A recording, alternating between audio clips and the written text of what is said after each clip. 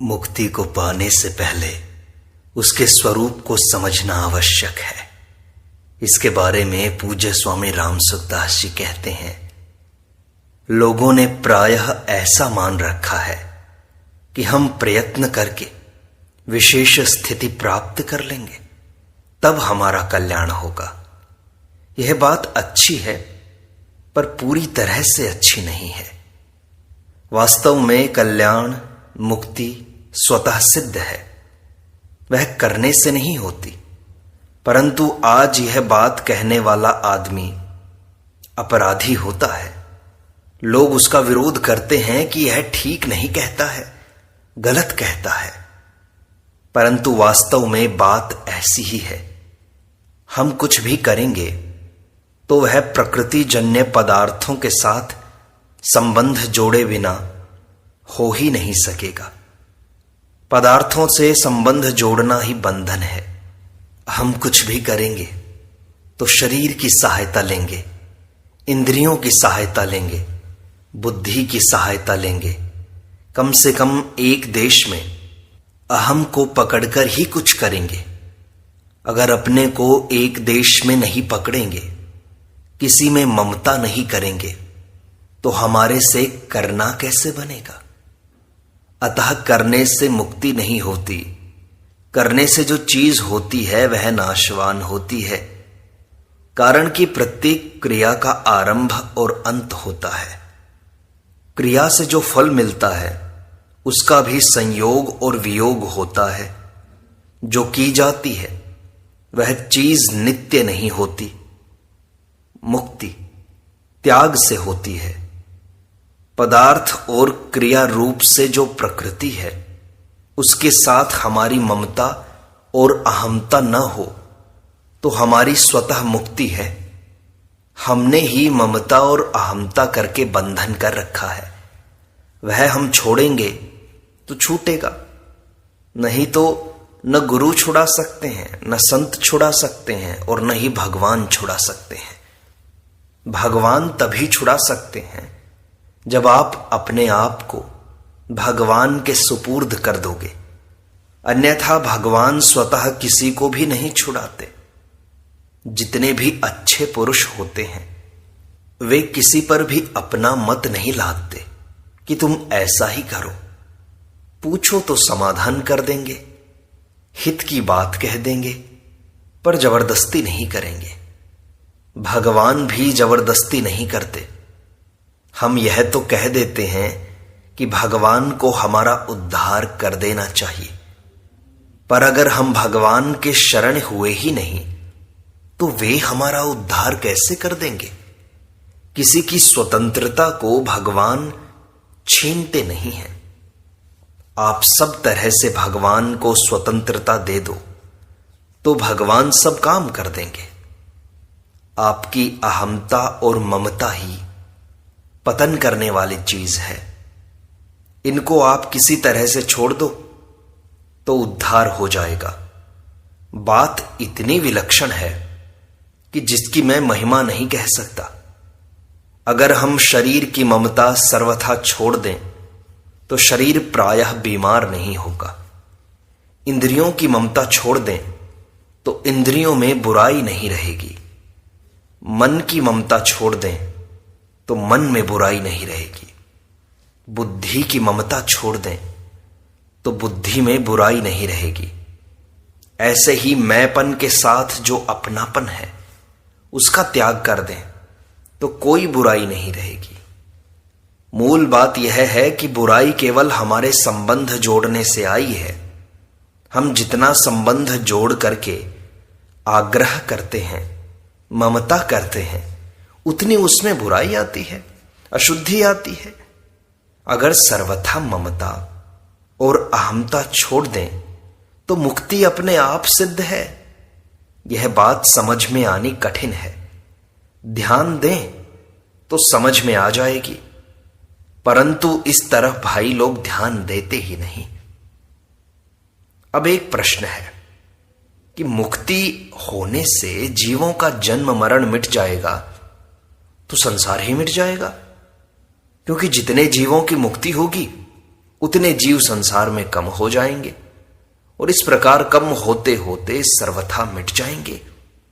इसलिए मुक्ति होने के बाद फिर जन्म नहीं होता, यह बात नहीं है। जीव महाप्रलय तक जन्म नहीं लेते, पर महासर्ग में पुनः जन्म लेते हैं, ऐसा लोगों ने सिद्धांत बना लिया है। इसका कारण क्या है कि उन्होंने ऐसा मान रखा है कि मुक्ति कृत्रिम है, हमारे करने से होती है, इसलिए सदा कैसे रह सकती है। परंतु वास्तव में मुक्ति स्वतः सिद्ध है, स्वाभाविक है, कृत्रिम नहीं है। करना अस्वाभाविक है। अस्वाभाविकता को मिटा दोगे तो स्वाभाविकता ज्यों की त्यों रह जाएगी। इस विषय को गहरे उतरकर समझो। आप थोड़ा विचार करो कि जिन रुपयों को आपने अपना मान रखा है, उन्हीं रुपयों की चिंता आपको होती है। रुपए तो दुनिया में अनगिनती के पड़े हैं, पर उनकी चिंता आपको नहीं होती। अतः चिंता होने में रुपया कारण नहीं है, अपनापन कारण है।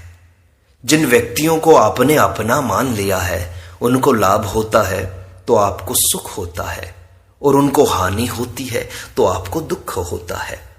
परंतु जिनसे हमारा कोई संबंध नहीं है, उनको लाभ हो या हानि, वे मर जाएं या रह जाएं, हमें कोई सुख दुख नहीं होता।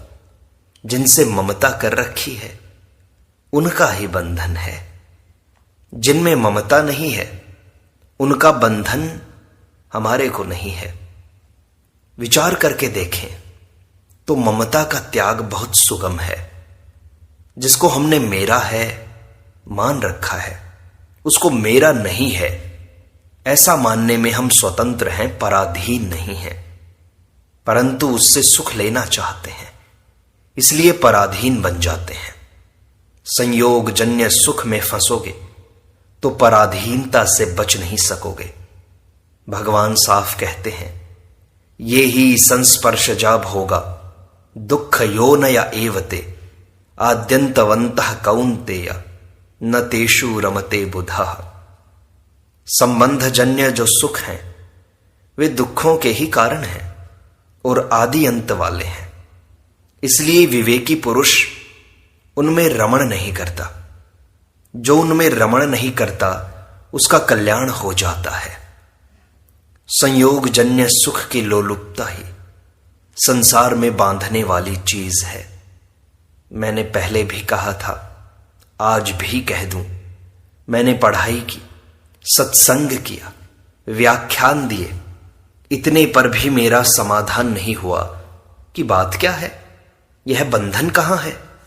फिर संतों की कृपा से यह बात मेरी समझ में आई कि संबंध जन्य सुख की इच्छा है, यही मूल बंधन है। सुख की इच्छा समाधि तक रहती है, यह सुख की इच्छा ही बांधने वाली है। इस बात पर आप पूरा विश्वास करो। श्रोता ने पूछा, मालूम तो पड़ता है स्वामी जी की बात यह सही है, पर बैठती नहीं। स्वामी जी ने कहा, सही बात है, ऐसा मालूम पड़ता है, तो फिर खटपट मिटती क्यों नहीं? कहीं ना कहीं दोष है। जिस बात से खटपट मिटती है उस बात का ज्यादा आदर करो। खटपट मचती है तो उसके मूल में क्या है उसकी निगाह करो। जहां कहीं मन में खलबली मचे तो स्वयं विचार करो कि मूल में कहां दोष हुआ, क्या दोष हुआ। तो कहीं ना कहीं ममता की है, पक्षपात किया है, सुख भोग की इच्छा की है, किसी लाभ की इच्छा की है, कुछ न कुछ लेने की इच्छा की है, नहीं तो खलबली हो ही नहीं सकती। श्रोता ने पूछा कि परमात्मा के लिए व्याकुलता होती है तो उसमें कोई सांसारिक सुख आने से हम उस सुख की तरफ चले जाते हैं, व्याकुलता की तरफ नहीं आते। ऐसे समय क्या करें?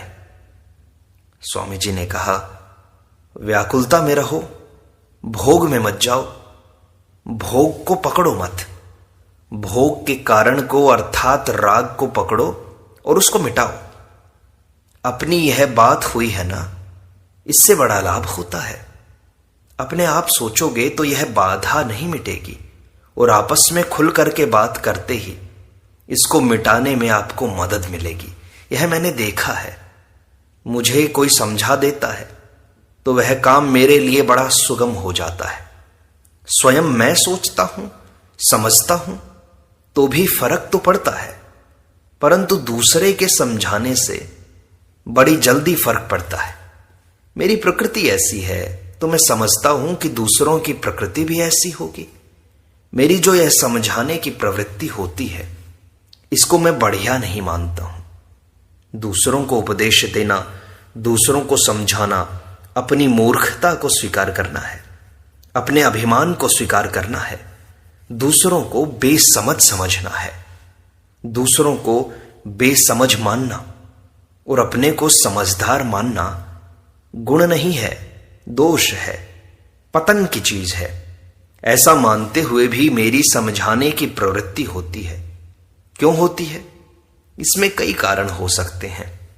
विचार पूर्वक देखता हूं तो मेरे को कोई समझाए तो मुझे लाभ होता है, अतः दूसरों को कोई समझाए तो उनको भी लाभ होता होगा, इसलिए मेरी समझाने की प्रवृत्ति होती है। आपस में बात होने से विषय बहुत साफ हो जाता है और वैसा अनुष्ठान करने में बड़ी मदद मिलती है। अतः आपस में विचार विनिमय हो, विचारों का आदान प्रदान हो।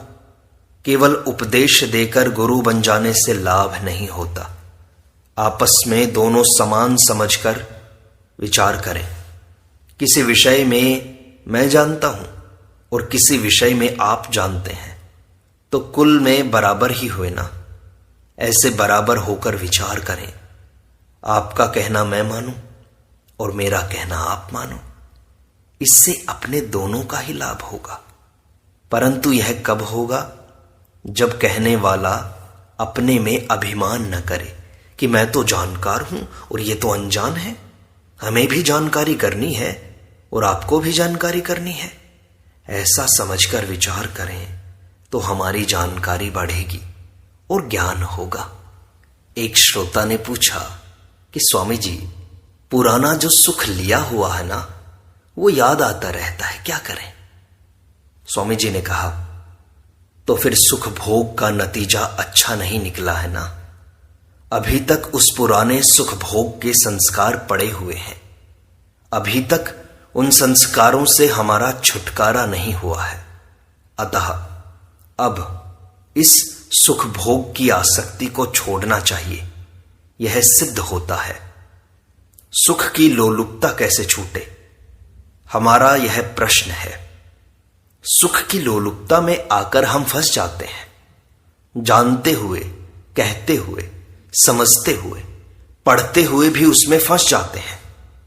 अतः उससे छूटने के लिए बड़ा सीधा सरल उपाय है कि दूसरे को सुख कैसे पहुंचे, यह भाव बना लें।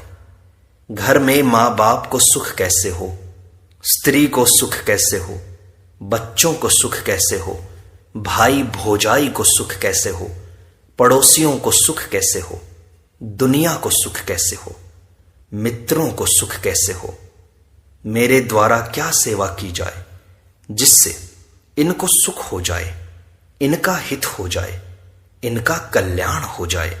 इनकी बात कैसे रहे, इनका आदर कैसे रहे, इनकी प्रशंसा कैसे हो। यह वृत्ति अगर आपकी जोरदार हो जाएगी तो सुख भोग की रुचि मिट जाएगी। पुजाने की तो ज्यादा प्रीति है और पूजने की थोड़ी है। सुख लेने की तो ज्यादा इच्छा है और सुख देने की थोड़ी है। अगर देने की ही इच्छा हो जाए तो काम ठीक हो जाएगा। श्रोता ने कहा, सुख लेने में तो तत्काल सुख मिलता है, पर सुख देने में तत्काल सुख मिलता नहीं है। स्वामी जी क्या करें? स्वामी जी ने कहा, पढ़ाई करते समय बालक को पढ़ाई में सुख दिखाई नहीं देता, खेल में सुख दिखाई देता है। परंतु गुरुजनों के पढ़ाने से पढ़ना शुरू कर देता है और कुछ परीक्षाएं पास कर लेता है तो पढ़ाई में लगन लग जाती है। अतः पहले यह सूखी शिला की तरह है। सूखी शिला में न नमक है न चीनी है, कोई स्वाद नहीं, तो सूखी शिला कैसे चाटी जाए? परंतु कोई कह दे कि चाटो ठीक हो जाएगा, तो उसके कहने से चाटने लग जाओ। ऐसे ही ये कहते हैं, इसलिए सुख को छोड़ दो और दूसरों को सुख दो। इतना विश्वास तो है कि ये हमारे हित के लिए ही कहते हैं।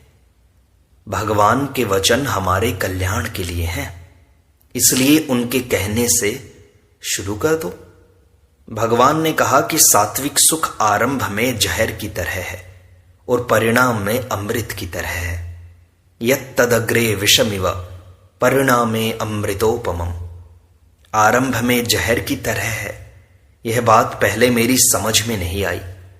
सात्विकता में तो आरंभ में ही आनंद है, सुख है, और भगवान आरंभ में जहर की तरह कहते हैं। यह कैसे? विचार करने पर समझ आया कि राजस तामस सुख का त्याग करने में कठिनता आती है, इसलिए सात्विक सुख पहले जहर की तरह दिखाई देता है।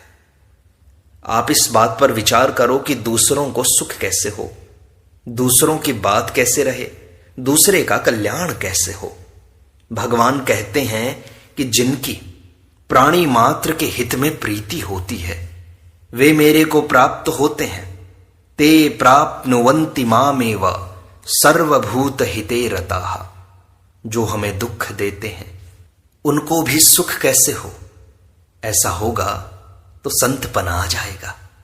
दूसरों का हित करने में ही हमारा हित है।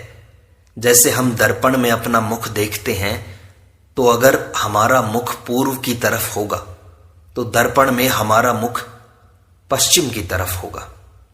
हमारा दायां उसमें बायां और हमारा बायां उसमें दायां दिखाई देगा।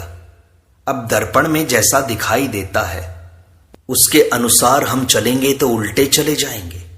संसार रूपी दर्पण में सुख लेना अच्छा दिखाई देता है और सुख देना बुरा दिखता है। अब उसी के अनुसार चलेंगे तो दशा बुरी होगी, क्योंकि ज्ञान आरंभ में ही उल्टा हो गया। आरंभ में ही काम बिगड़ गया। दिखाई ऐसा देता है कि हमारा स्वार्थ सिद्ध हो जाएगा, हमें सुख मिल जाएगा, पर परिणाम में दुख ही मिलेगा। इसलिए अगर आप अपना कल्याण चाहते हो तो इस चाल को बदलना होगा, नहीं तो आफत ही आफत आएगी। दूसरे को सुख देने से अपने सुख भोग की इच्छा मिटती है। यह बात एकदम सबके अनुभव की है। श्रोता ने कहा, स्वामी जी, सेवा करने से तत्काल सुख तो नहीं मिलता, पर तत्काल अभिमान जरूर आता है। स्वामी जी ने कहा, अभिमान में भी तो एक सुख मिलता है ना, कि मैं ऐसा हूं, मैंने ऐसा कर दिया। हमें इस अभिमान के सुख को भी छोड़ना है। ऐसा विचार करो तो यह छूट जाएगा। जैसे अपनी लड़की का ब्याह करना है, यह विचार रहने से अपने लड़के में जितनी ममता होती है उतनी अपनी लड़की में ममता नहीं होती। इसी तरह अभिमान के सुख को छोड़ना यह पक्का विचार हो जाएगा तो अभिमान जन्य सुख में ममता नहीं रहेगी। देखो, इस बात को ध्यान से समझो। जीवात्मा की प्रकृति के साथ मानी हुई एकता है और परमात्मा के साथ स्वरूप से एकता है, क्योंकि यह परमात्मा का ही अंश है। शरीर के साथ संबंध जोड़ने से यह कर्ता भोक्ता बनता है और जन्म मरण में चला जाता है। अगर यह शरीर के साथ संबंध न जोड़े तो मुक्त हो जाता है। वास्तव में यह मुक्त ही है। यह स्वतः स्वाभाविक सब में परिपूर्ण होते हुए भी अपने को एक शरीर में स्थित मान लेता है और जन्म मरण के चक्कर में पड़ जाता है। अगर यह अपने निर्विकल्प स्वरूप में स्थित रहे तो शरीर में रहता हुआ भी कर्ता भोक्ता नहीं बनता। जीवात्मा में निर्लिप्तता स्वाभाविक है और लिप्तता कृत्रिम है, परंतु निर्लिप्तता की तरफ उसकी दृष्टि नहीं है। यह मुक्त होता नहीं है, अपितु मुक्त है, पर उस तरफ इसकी दृष्टि नहीं है। जैसे परमात्मा सब में परिपूर्ण रहते हुए भी कर्ता भोक्ता नहीं बनते, ऐसे ही सब में परिपूर्ण रहते हुए भी जीवात्मा कर्ता भोक्ता नहीं बनता। जीवात्मा का परमात्मा से साधर्म्य है। मम साधर्म्यम आगताः, यह साधर्म्य स्वतः स्वाभाविक है। उपर्युक्त बातों से यह सिद्ध हुआ कि हम अपने को जो संसारी आदमी मानते हैं कि हम संसार में तो हैं और परमात्मा को प्राप्त करेंगे, ऐसी बात नहीं है। हम परमात्मा को प्राप्त हैं, पर उधर ध्यान न होने से हम परमात्मा को अप्राप्त मानते हैं। मानी हुई बात मिट जाती है तो मुक्तपना स्वतः रह जाता है। तात्पर्य है कि गलत बात न माने तो मुक्त होना स्वाभाविक है, बद्ध होना अस्वाभाविक है। परंतु मनुष्यों ने भूल से मान लिया है कि बद्ध होना स्वाभाविक है तो मुक्त होना अस्वाभाविक है। इसलिए मेहनत करेंगे, उद्योग करेंगे, तब मुक्त होंगे, अन्यथा बद्ध ही रहेंगे। मुक्ति स्वाभाविक है, तभी एक बार मुक्त होने पर फिर पुनः मोह नहीं होता। अगर मनुष्य वास्तव में मोहित होता तो फिर सदा मोहित ही रहता। इसलिए वास्तव में मुक्त ही होता है। अगर वह वास्तव में बद्ध होता तो फिर कभी मुक्त होता ही नहीं।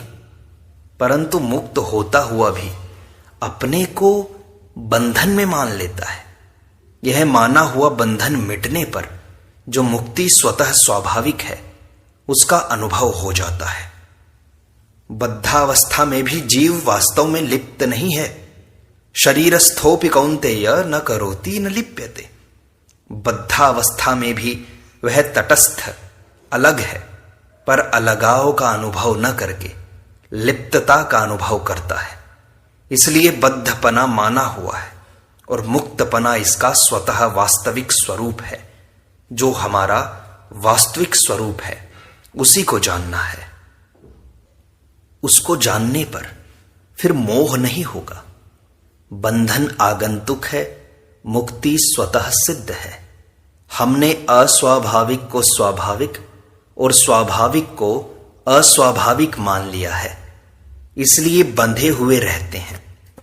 वास्तव में जड़ और चेतन का संबंध होना असंभव है। जैसे अंधकार और प्रकाश आपस में नहीं मिल सकते, ऐसे ही जड़ और चेतन आपस में नहीं मिल सकते। परंतु चेतन में यह शक्ति है कि वह जड़ को अपने साथ मिला हुआ मान लेता है। चेतन सत्य है, इसलिए वह जो मान्यता कर लेता है वह भी सत्य की तरह हो जाती है। यह शक्ति जड़ में नहीं है।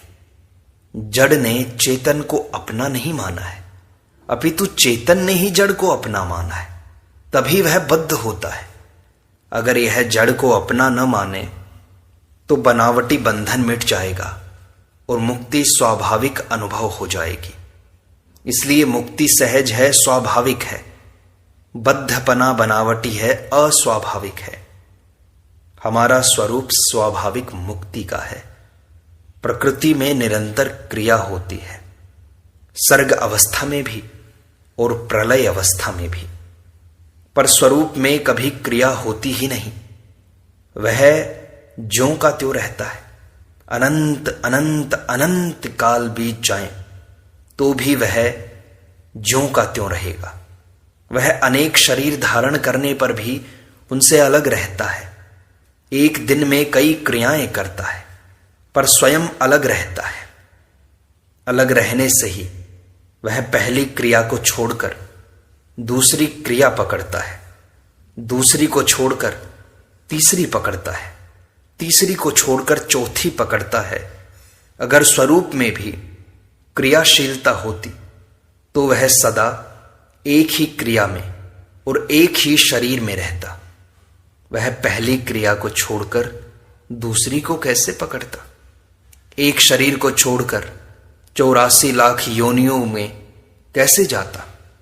सबसे अलग होने पर भी यह जड़ शरीर वस्तु, व्यक्ति और क्रिया के साथ संबंध जोड़कर बंध जाता है। बंध जाने के बाद फिर छूटना कठिन हो जाता है। इसलिए हमारा स्वरूप मुक्त है और मुक्ति स्वाभाविक है, स्वाभाविक रूप से सिद्ध है। यह हमें मान्यता बनानी होगी। इस प्रकार सत्संग का यह भाग यहीं संपूर्णता को प्राप्त होता है। शेष अगले अंक में।